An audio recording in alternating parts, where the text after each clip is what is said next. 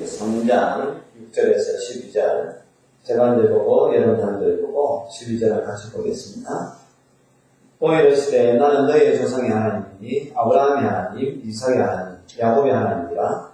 모세가 하나님 배우기를 두려워하여 얼굴을 가리매 여호와께서 이르시되 내가 애굽에 있는 내 백성의 고통을 분명히 보고 그들이 그들의 감독자로 말미암아 부르는 줄을 듣고 그 근심을 알고 내가 내려가서 그들의 애굽인의 손에서 건져내고 그들의 그 땅에서 인도하여 아름답고 강대한 땅, 젖과 꿀이 흐르는 땅, 곧 가나안 족속, 헷 족속, 아모리 족속, 브리스 족속, 히비 족속, 여부스 족속의 지방에 데려가려 하노라.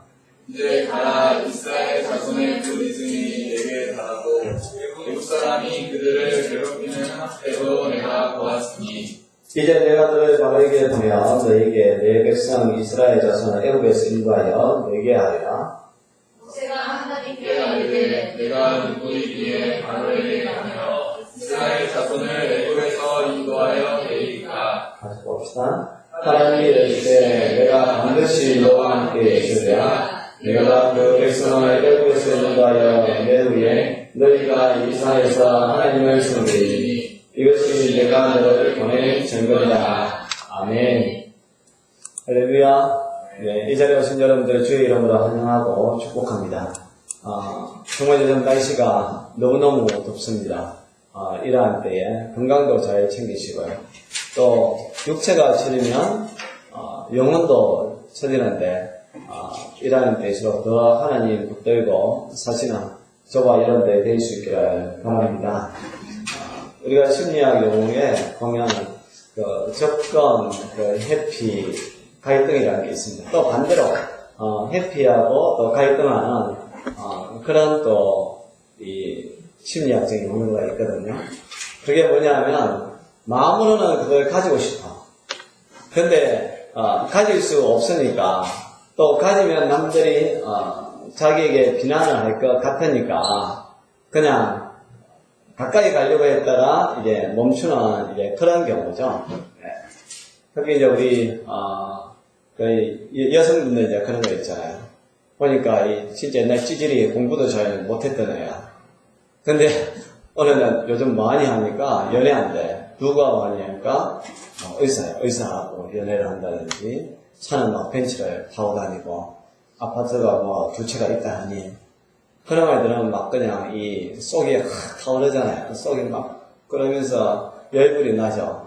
그럼에도 불구하고 그건 무슨 다 소용이 있냐고 진짜 사랑하는 사람이 최고지 이제 그런다는 거죠. 너는 보니까 진짜 그 남자를 사랑해서 한 게 아니라 그 배경 그걸 보고 네 결혼했잖아. 네, 그러는 거죠. 진짜 연애는 사랑하는 사람끼리 해야 된다는 거예요. 근데 은근히 자기 마음속에는 뭐가 있는 거예요? 부러워하는 마음이 있는 거죠. 야, 옛날에 찌질이 나보다 못했던 애인데 보니까 이 사귀는 남자는 엄청나게 자기가 타고난 그런 남자친구를 사귀고 있으니까 이 배가 아픈 거지 않습니까? 이제 목사도 이제 그런 게 있잖아요.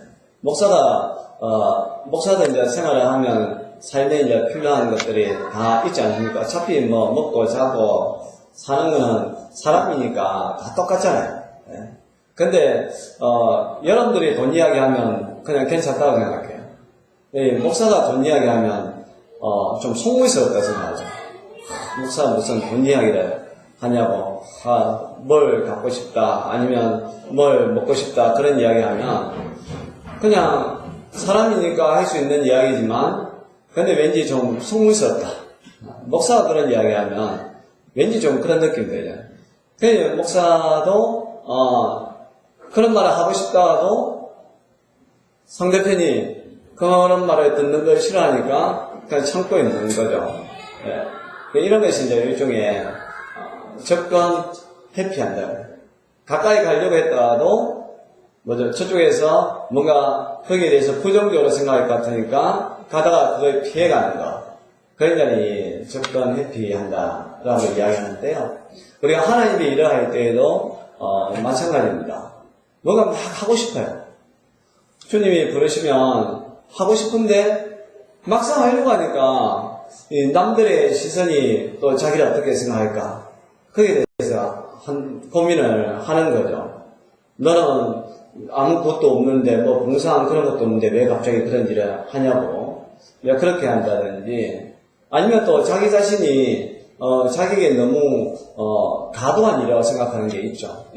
모세 이야기 하겠지만, 나는 그 일을 하고 싶은데, 내 지금 상황을 보니까, 그럴 만한 상황이 아니라는 거예요. 그래서 하고 싶지만, 그냥 하려고 했다가, 그냥 포기하는 그런 경우가 많이 있다는 것이죠. 오늘 나오는 이 모세의 이야기가 그런 이야기입니다.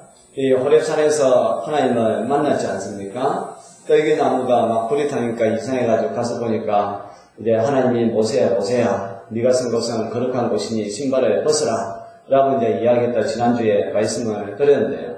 그리고 이제 오늘 이 하나님께서 모세에게 사명을 주시는 그러한 장면이거든요. 그런데 이제 모세는 그 부분에 있어서 상당히 두려워하고 무서워하는 그런 모습을 보게 됩니다.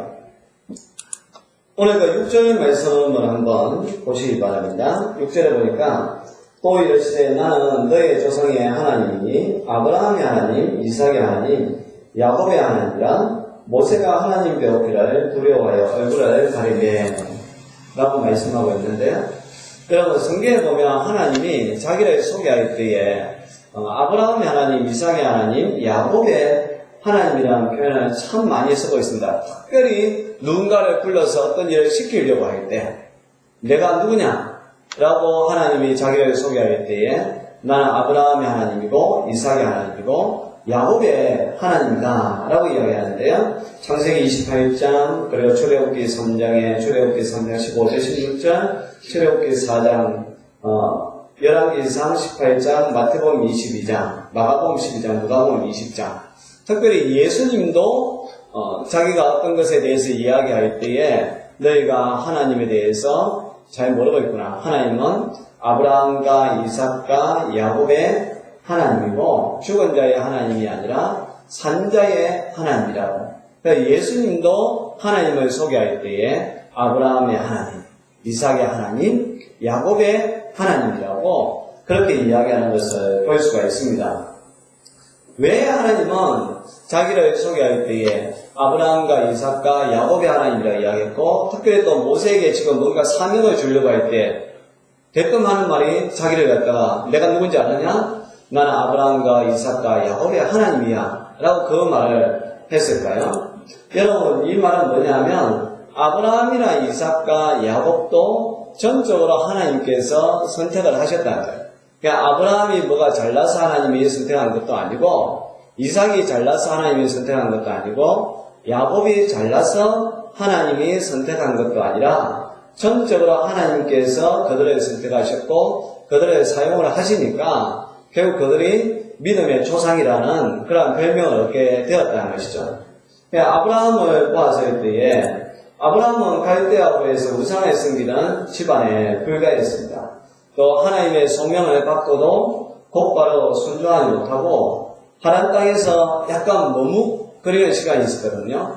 그리고 거기에서 자기 아버지 데라가 죽고 난 후에 이제 가나안 땅에 온 사람입니다. 그리고 믿음이 없어서 또 약속의 땅을 등지고 애굽에 내려갔던 그 실수의 사람이라는 거죠. 더 나아가서 자기 목숨 부지하겠다라고 해가지고 부인인 사례보고 여동생이라고 속이지 않습니까? 어느 날 여보 했는데 갑자기 오빠라고 부르려니까 얼마나 이 남자가 좀 쪼잔하고 얼마나 이 두려움이 많은 그런 사람이에요. 그런데 하나님께서는 이러한 아브라함을 택하시고 애굽에서 다시 불러 올리시고 또 바로왕을 혼내가지고 바로왕에게 빼앗겼던 그 사라 부인을 찾아온과 동시에 또 금도 함께 찾아주셨던 분이 하나님이라는 것이죠. 아브라함 자체로 봤을 때 탁월한 게 아무것도 없어요. 그런데 하나님께서 이끄시니까 탁월한 사람, 믿음의 조상이 될 수 있다는 것입니다. 이삭의 인생도 그렇습니다. 이삭은 어떤 믿음의 행보에 거창한 발자국을 남기는 것이 하나도 없습니다. 장가도 겨우 40살이 되었을 때에 갔습니다. 60이 되었어야 에서와 야곱 두 아들을 얻었습니다. 그러나 우물을 팔 때마다 힘이 없어가지고 만약 권력이 없었다는 것이죠. 군대도 또 그러니까 블레셋 족속에게 계수에서 빼앗기기만 한 연약한 인물이었다는 것입니다.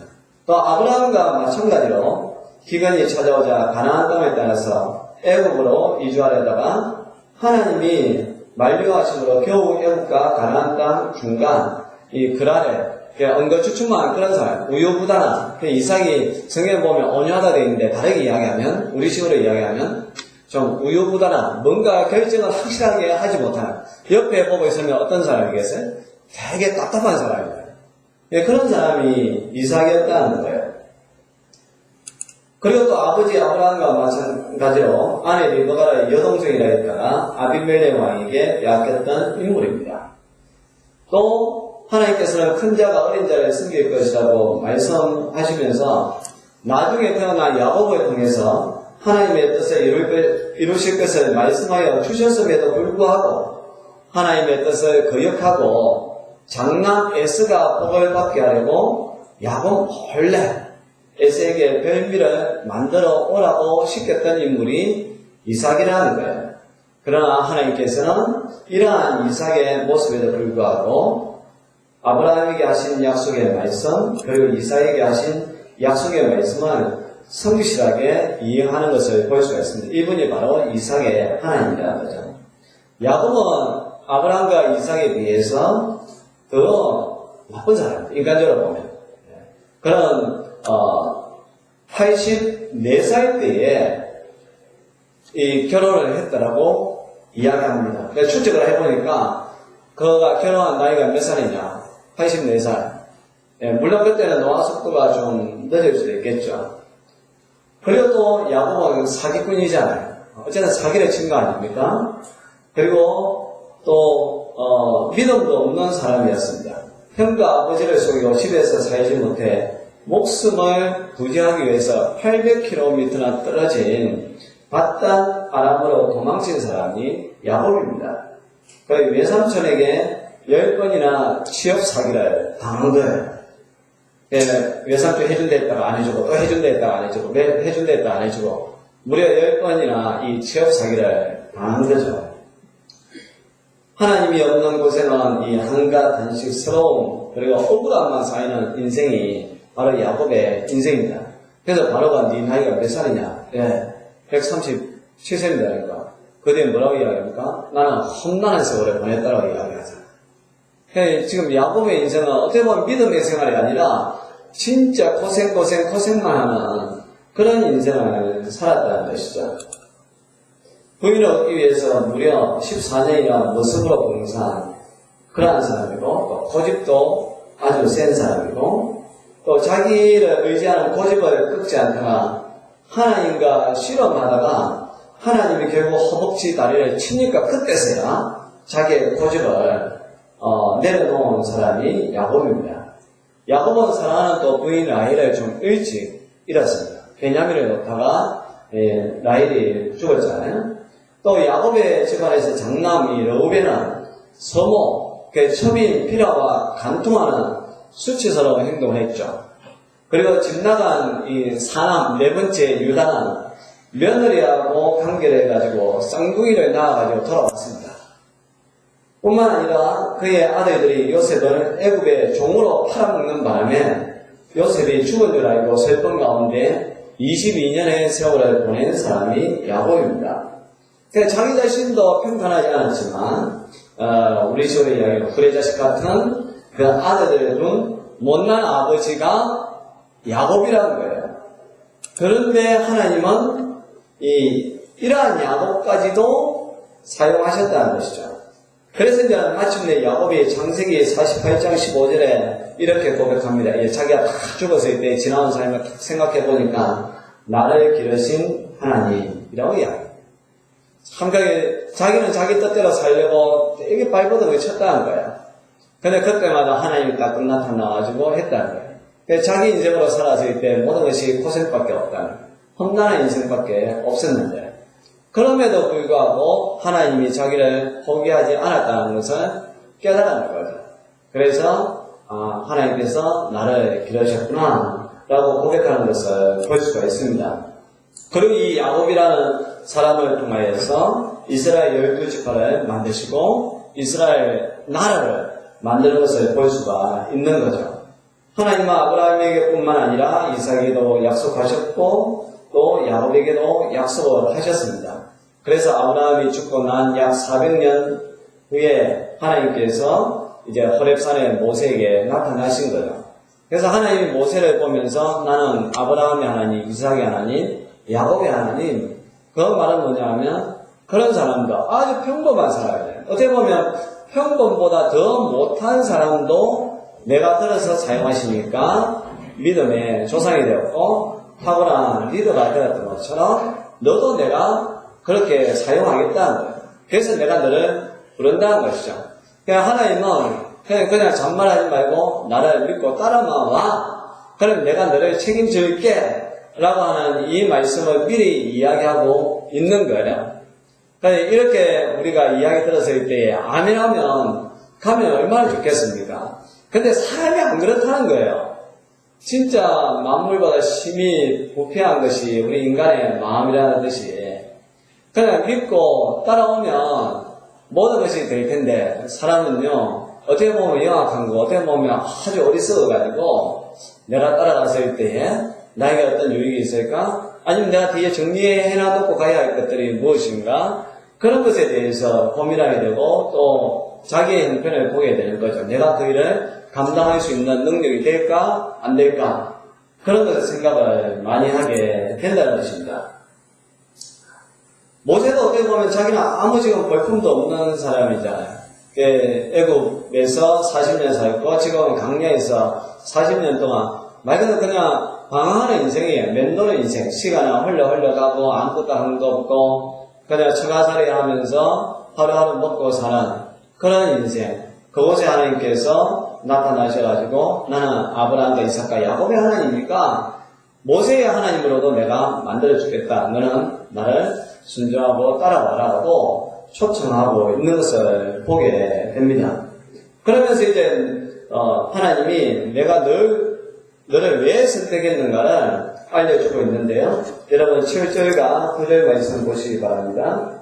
7절에 이렇게 되어 있습니다. 여호와께서 이르시되 내가 애굽에 있는 내 백성의 고통을 분명히 보고 그들의 감독자로 말미암아 부르짖음을 듣고 그 근심을 알고 또 9절에 보니까 이제 가라 이스라엘 자손의 부르짖음이 내게 달하고 애국 사람이 그들을 괴롭히는 흑돼도 내가 보았으니 여러분 이 본문에 보면 우리가 동사를 몇 개 살펴봐야 되는데요. 첫 번째는 뭐냐면 분명히 보았다. 눈으로 보았다.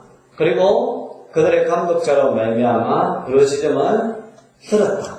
귀로 들었다라고 되어 있고 그리고 그 근심을 알고 우리의 마음을 안다는 것이죠. 하나님이 어떤 분이냐라고 했을 때에 결국 안 보는 것 같아도 다 보고 계시는 분, 다 듣고 계시는 분, 그리고 다 알고 계시는 분이 우리 하나님이라는 것을 알 수가 있습니다. 그래서 하나님의 약속은 이루어지지 않는 것 같지만 이루어지고 있는 현재 진행형이라는 것을 저와 여러분들이 깨달아야 된다는 것이죠. 믿음이라면 뭐겠어요? 믿음이라는 것은 우리가 이미 이루어졌다는 것을 내가 받아들이는 것인데 현재는 그것을 향해서 지금 진행되고 있다는 것을 받아들이는 것이 또한 믿음이야. 신앙이 좋은 사람은 받아들이는 거예요. 내가 지금 처해 있는 그 상황을 갖다가 내 생각하고는 다르게 흘러간다 할지라도 그래도 하나님께서 정말 하나님의 영광을 위하여서 사용하시기 위한 그 가정으로 지금 이 상황을 사용하고 계신다는 것은 내가 받아들일 때에 그게 좋은 신앙이라는 거예요. 이스라엘 백성들이 40년 동안 애굽에서 보냈잖아요. 그러면 사실 하나님의 약속이 이루어진 것을 못 보고 간 사람들이 태반 아니겠어요? 우리가 뭐 70, 80년을 산데도 400년이면 68이 48인가? 그러니까 하여간 한 5세대, 6세대는 못 보고 그냥 죽었던 거죠. 그러니까 그들은 하나님이 안 계신가? 아니면 하나님은 능력이 없으신 분인가? 그렇게 생각할 수 있지만, 그러나 하나님은 다 알고 계시고, 또 때가 될 때까지 기다리고 계시는 분이라는 것을 알 수가 있습니다. 그래서 이 애굽에 있는 이제 이스라엘 백성들의 고통이 극에 달했을 때에, 그래서 그들이 간절하게 하나님 앞에 부르짖었을 때에 드디어 하나님의 약속일 때 400년이 지난 다음에 하나님이 그들을 구원해 내기로 작정을 하셨다 합니다. 그러려면 누군가가 가야 되겠죠. 근데 하나님께서 선택한 사람이 누구냐? 바로 모세라고요. 여러분들은 이야, 행운이 왔다고 생각하는 겁니까? 아니면 여러분들이 딱 당첨이 된 거라면 불행이라고 생각해요? 아니면 큰 복이라고 생각하세요? 여러분들 주의 일을 하는 게 복일까요? 아니면 불행인가요? 정답은 복이죠. 근데 막상 일을 하면 내가 왜 일을 하지? 다른 것을 포기해야 될 게 너무 많아요. 내년에는 절대 하지 말아야지. 그러잖아요. 그냥 다 연말에 우리 고교육자들 최대의 스트레스 그거 아닙니까? 막 그냥 다들 다 그만둔대다. 근데 또 그 공동체를 또 가야 되니까, 그걸 또 세워야 되니까, 진짜 상도 처리를 가장 많이 하는 사람들이요, 고교육자들이야. 전화하고 또 찾아가지고 권사님이야 아니면 안 됩니다. 막 그러지. 또 전화해가지고 제발 좀 1년만. 사실 그것도 꼭 1년만 아니에요. 일단 시켜놓고 보자 그거예요. 그럼 또 이제는 바뀌겠지 해가지고 1년만 더 해주세요. 1년만. 그럼 내년 연말에 가서는 권사님이 못하겠다 하면, 집사님이 못하시겠다 하면 그때는 제가 안 시킬게요. 막 그런 거 있잖아요. 진짜 우리가 말씀으로 보면 우리가 주의 일을 하는 게 복이잖아요. 그런데 현실적으로 봤을 때 그걸 정말 복이라고 생각하는 사람이 얼마나 되겠습니까? 내가 주의 일을 감당한다는 거. 지금 모세도 그런 거겠죠. 여러분, 모세는 이스라엘 백성들을 정말 사랑했지 않습니까? 그가 왕자로서의 삶을 살고 있었지만 그의 마음속에 늘 동족, 자기도 또 이스라엘 민족이라는 그런 민족의식이 아주 있었죠. 그래서 이제 자기 동족이 애굽의 감독자에게 그가 학대를 받는 것을 보고 그냥 주먹을 함부로 썼다가 그냥 죽여버리지 않습니까? 그 정도로 자기 민족을 사랑했던 사람이에요. 그런데 하나님께서 모세를 선택해서 네가 가서 이스라엘을 보내라. 그들의 학대를 내가 보았고 들었고 그들의 마음을 알고 있으니까 너로 하여금 가라라고 말씀하는 것을 볼 수가 있습니다. 그리고 이제 이 모세에게 그 8절에 보면 그런 말씀을 하고 있는데요. 내가 내려가서 그들을 애굽인의 손에서 건져내고 그들을 그 땅에서 인도하여 아름답고 강대한 땅, 젖과 꿀이 흐르는 땅, 곧 가나안 족속, 헷 족속, 아모리 족속, 브리스 족속, 히위 족속, 여부스 족속의 지방에 데려가려 하노라. 여러분 보세요. 지금 이 오늘 본문에서 하나님은 그 모세에게 큰 꿈을 주는 것을 보게 됩니다. 이 애굽의 손에서 건져내가지고 아름답고 강대한 땅, 젖과 꿀이 흐르는 땅, 그곳으로 내가 인도하여 내겠다라는 말씀을 하고 있습니다. 그냥 모세에 대해서는 이거는 진짜 언감생심과 같은 거예요. 지금 자기가 살고 있는 것은 이 메마른 강야와 같은 그런 곳이잖아요. 그런데 이 애굽에 있는 200만 아이들까지 한 400만 명 되는 그 이스라엘 백성들을 갖다가 이끌어내라는 거예요. 그리고 그들을 젖과 꿀이 흐르는 땅으로 인도하여 주겠다는 거예요. 와, 모세가 정말로 그렇게만 될 수 있다면 얼마나 좋겠습니까? 그런데 하나님은 그러한 꿈을 갖다가 이 모세에게 알려주고 있는 것이죠. 그 일을 위해서 내가 너를 선택한다라고 말씀하고 있습니다. 여러분, 우리가 믿음의 사람이 되면 누구나 다 이러한 꿈을 꿀 수가 있어야 된다는 거예요. 하나님은 저와 여러분들이 큰 꿈을 가지고 살기를 원하십니다. 우리 교회에 대한 비전도 하나님 그렇게 가지기를 원하고 계시고요. 여러분들 인생에 대한 꿈도 그렇게 가지고 살기를 원하십니다. 내가 그렇게 준다는 거예요. 지금 하나님이 내가 그렇게 하겠다라고 하고 있지 않습니까? 그러니까 우리가 참 보잘것없는 그런 존재지만 우리가 하나님을 바라보면 누구나 다 큰 꿈을 가지고 나아갈 수 있게 된다는 것을 알 수가 있습니다. 그러면서 이제 그 구절을 한번 보시기 바랍니다. 이제 가라. 이스라엘 자손의 부르짐이 내게 달하고 애국 사람이 그들을 괴롭히는 학대도 내가 보았다. 그래서 이제 모세에게 이제 명령을 하는 거죠. 이제 가라. 다른 거 없다. 가기만 하면 된다는 거예요. 이제 내가 그들의 형편도 다 알고 또 내가 그들의 꿈도 주고 그렇게 했으니까 너는 순종하면서 가라 라고 이야기한다는 거예요. 근데 이 모세가 뒤에 이제는 머뭇거리지 않습니까? 제가 여러분들에게 질문을 해볼게요. 여러분들 우리가 어떤 것을 아는 게 내 인생에 도움이 될까요? 도움이 안 될까요? 도움이 될까요? 내가 뭔가에 대해서 지식을 가지고 있어. 그 사람에 대해서 알고 있어요. 그 사람에 대해서 알고 있는 게 어떤 일에 대해서 내가 알고 있는 것이 내가 인생을 살아가는데 도움이 되겠습니까? 해가 되겠습니까?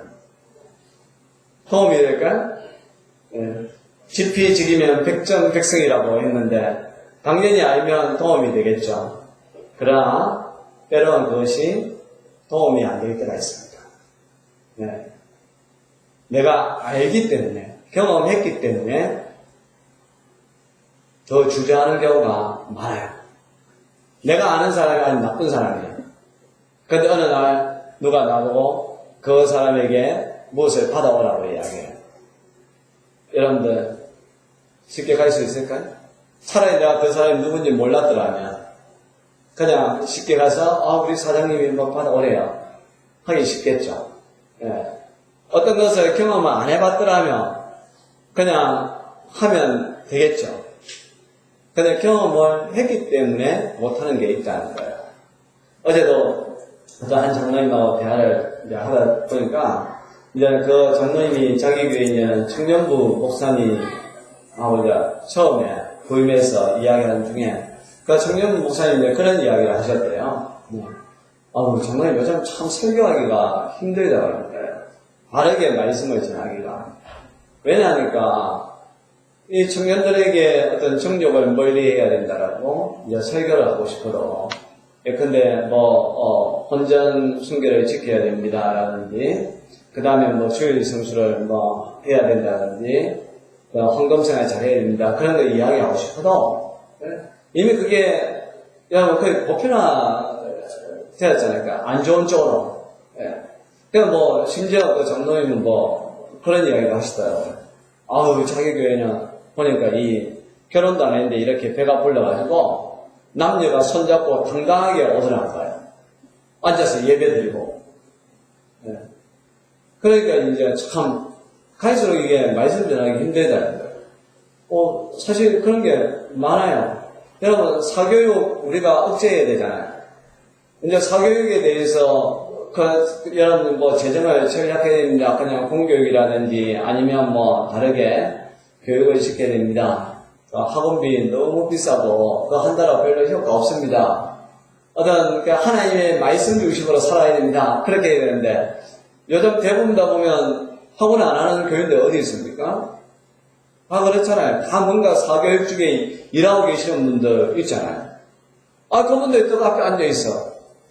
어떻게 그분들 앞에서 바르게 이야기할 수 있겠느냐는 거예요. 그래서 장로님이 이제 목사님이 그랬대요. 목사님이 우리 교회 오신 지 얼마 안 됐으니까 사람들 모르니까 모를 때 이야기하라고. 개인적으로 다 알고 나면 아마 말씀 전하기 쉽지 않을 테니까 그냥 아무것도 이제 모를 때 그럴 때 이야기하시라고. 그 말씀 하시더라고요. 그래서 안다는 게 때로는 내가 어떤 것을 말한다든지 어떤 것을 일할 때에 참 힘든 거예요. 그러면 제가 다시 저거 개척하라고 하면 제가 할 것 같아요? 안 할 것 같아요? 제가 진짜 아무것도 모르고 할 거예요, 진짜.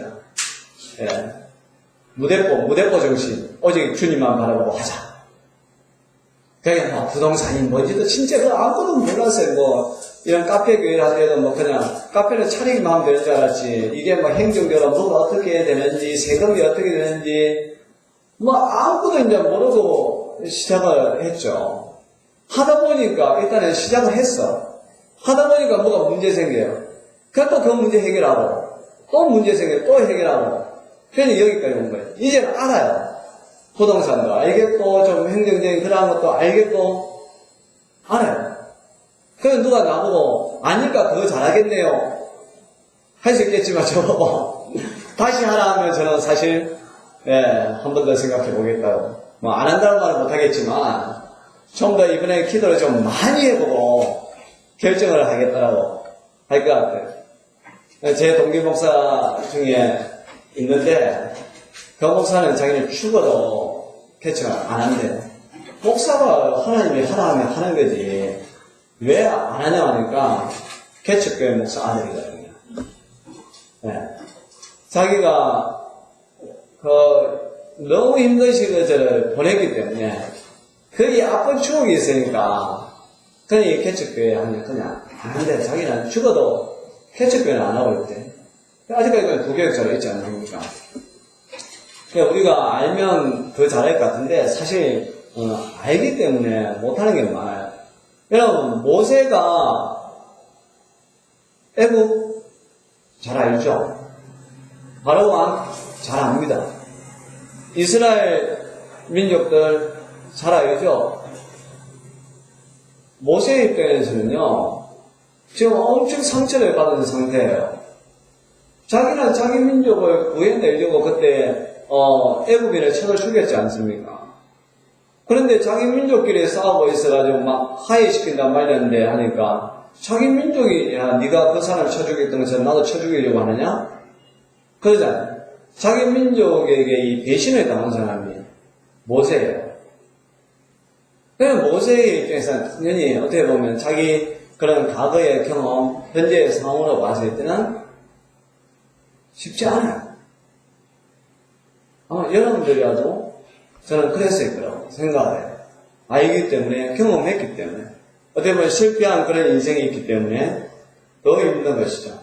그럴 때 하나님은 그 모세를 향하여서 이제 가라 라고 말씀하는 것을 보게 됩니다. 여러분 우리가 신앙에 있어서 제일 중요한 게 뭐냐라고 했을 때 사실 아는 것도 내려놓아야 돼요. 내가 경험한 것도 내려놓아야 돼요. 그냥 주님이 가라 하면 믿고 순종하면서 가겠습니다. 그렇게 갈 때 이제 기적이 일어난다는 거예요. 하나님이 이제 이렇게 이제 가라고 명령을 했는데 모세가 뭐라고 대답합니까? 11절 말씀을 보시기 바랍니다.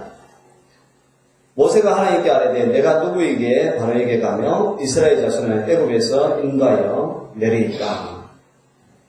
여러분 우리가 어떤 일을 할 때에 가장 큰 적이 뭐냐라고 하면요 자존감이에요. 자존감. 자기 자존감이 낮은 사람은 어떤 일도 하기가 힘들어요. 모세가 자기를 뭐라고 얘기합니까? 내가 누구이기에 라고 얘기하죠. 나 같은 하찮은 사람이 어떻게 그 일을 할 수가 있습니까? 라고 이야기합니다.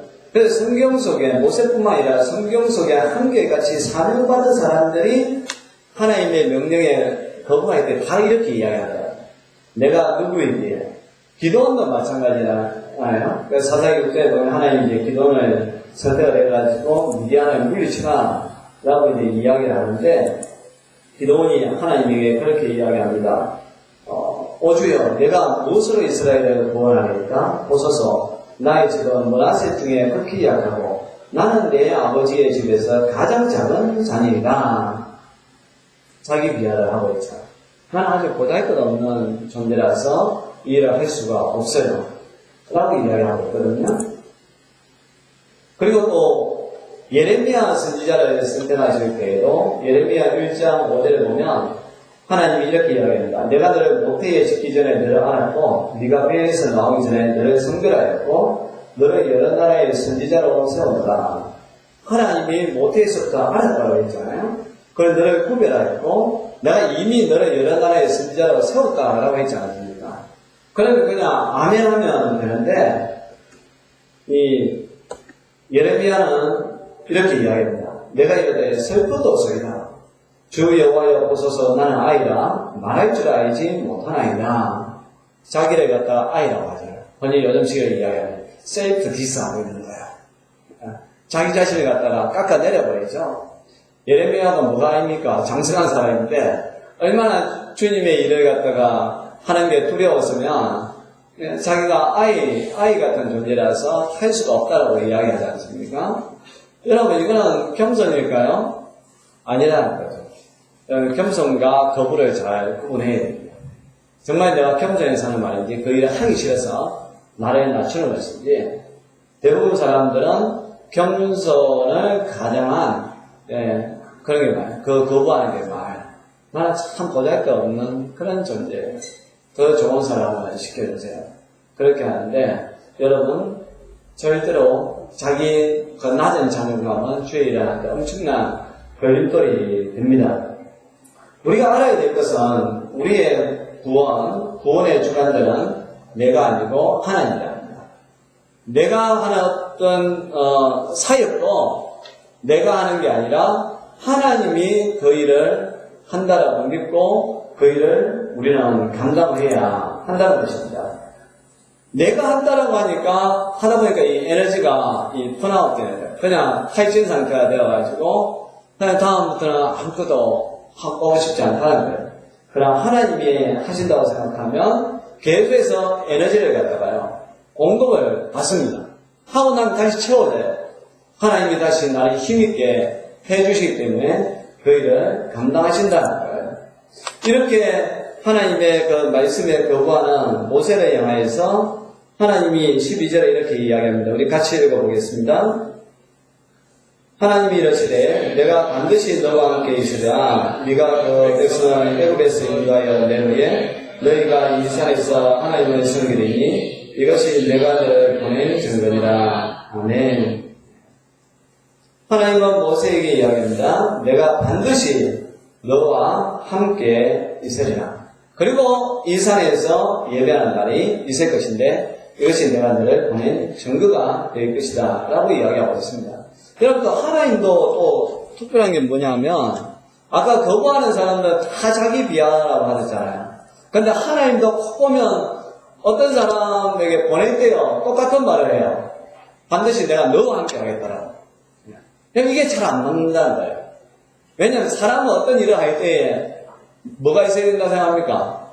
막 도구가 있어야 된다 생각하고. 야, 그 일을 하려면 예컨대 밭에 가라 했으면 뭐가 있어야 되는 쟁기라든지 요즘식에 트랙터라도 있어야 된다든지 아니면 장사를 하려면 돈이 있어야 된다든지 하나님이 그것을 하라고 하면 거기에 필요한 도구를 주셔야 된다라고 사람은 생각하잖아요. 근데 하나님은 주의 일을 시키는 사람들에게 하는 말은 도구를 주겠다는 것이 아니라 반드시 내가 너와 함께 해주겠다고 이야기하는 것을 보게 됩니다. 앞서 이야기한 기도원에게도 똑같은 이야기를 해요. 사사기 6장 16절에 보면 여호와께서 그에게 이르시되 내가 반드시 너와 함께 하리니 네가 미디안 사람 치기를 한 사람 치듯이 하리라 하시니라. 이사야 41장 10절에도 보니까 두려워 말라 내가 너와 함께 함이니라 라고 말씀하고 있고요. 예수님도 또 제자들을 갖다가 파송할 때에 뭔가를 줄이 아니하고 똑같은 이야기를 했습니다. 마태복음 28장 18절에서 20절을 보니까 예수께서 나와 말씀하여 이르시되 하늘과 땅의 모든 것을 내게 주셨으니 그러므로 너희는 가서 모든 민족을 제자로 삼아 아버지와 아들과 성령의 이름으로 세례를 베풀고 내가 너희의 분부한 모든 것을 가르쳐 지키라. 볼지어다 내가 세상 끝날까지 너희와 항상 함께 있으리라. 그 예수님도 제자들 보내면서 너 손에 치워주는 게 아니라 내가 너희와 함께 해주겠다 라고 이야기하고 있습니다. 여러분 우리가 봤을 때는 내가 어떤 일을 할 때 당장 그 일을 할 수 있는 도구가 있으면 좋겠다고 생각하잖아요. 그런데 하나님은 그것보다 더 좋은 거 임마누엘 너와 함께 해주겠다는 거예요. 왜 그럴까요? 우리 이제 아이가 있는데 근데 이제 이 아이가 그렇죠. 아이가 보면 요즘 이제 딱지를 좋아하더라고요. 큰 인맥 하든가 무엇인가. 1,000원인가 2,000원 하는데, 그럼 이제 우리 준이에게 막 쪼른다고요. 은방을 그거 사달라고 하면. 네. 그러면, 제가 그 아이에게 1,000원을 줘요. 그러면 그 아이는 그때만 1,000원만 살 수 있잖아요. 근데 제가 늘 그 아이 곁에 동행을 한다고 생각해보세요. 늘 같이 따라다녀요. 그러면 그때마다 그 아이가 필요하면, 물론 이제 또 아버지 입장에서 꼭 필요하다고 생각할 때, 그때는 그때마다 공급해 주겠죠. 우리 사람이 참 어리석다는 게, 사람은 그냥 그 한순간만 본다. 어떤 일을 할 때 그때 필요한 것만 있으면 된다. 그러면 내가 그것을 감당할 수 있겠다고 생각하지만, 그것 떨어지면 더 문제가 생긴다. 그러나 하나님은 그러지 말고 내가 너하고 동행해 줄게. 그래서 그때그때 네가 필요한 것이 있으면 나한테 구해. 나한테 기도해. 그러면 그때마다 내가 내 필요를 채워줄게. 라고 이야기하고 있는 거죠. 우리 인생의 가장 큰 복이 뭐냐? 하나님이 나와 함께 해주시는 게 가장 큰 복이고 또 가장 큰 힘이라는 거예요. 우리가 주의 일을 감당할 때에 또 세상 일도 마찬가지입니다. 그 일을 어떻게 감당하냐? 우리는 세상적인 그런 방법들을 찾지만 더 중요한 것은 하나님이 나와 함께하고 계십니다. 그래서 그 하나님을 바라보고 나아갈 때에 우리에게 놀라운 일이 일어난다. 지금 하나님은 계속 모세에게 그 이야기하고 있는 거예요. 근데 모세는 또 자꾸 또 자기를 보는 거예요. 여러분들 어떤 걸 보세요? 근데 모세 이야기 절대로 아닙니다. 가만히 보면 저와 여러분들의 이야기예요. 진짜 우리에게는 모세의 모습이요. 거의 100% 오버랩 되어 있다니까요. 우리가 어떤 일을 하려고 하면 자꾸 내 형편을 본다니까요. 과거의 그런 아픔들, 실패했던 거, 내 주위의 그런 환경들, 그런 것을 보면서 뭔가를 해야 된다는 걸 알면서 막상 말 그대로 접근을 했다가도 갑자기 자기를 보니까 회피한답니다. 피해버린다. 그래서 아무것도 안 되고 어느 날 보면 늘 내 모습은 내 제자리잖아. 뭔가 많이 한 것 같은데 돌아보니까 변화가 없는 내 모습이라는 거예요. 그래서 모세는 나중에 이제 명령을 따라서 가지 않습니까? 자기 마음에 내키지 않지만 이제는 가자.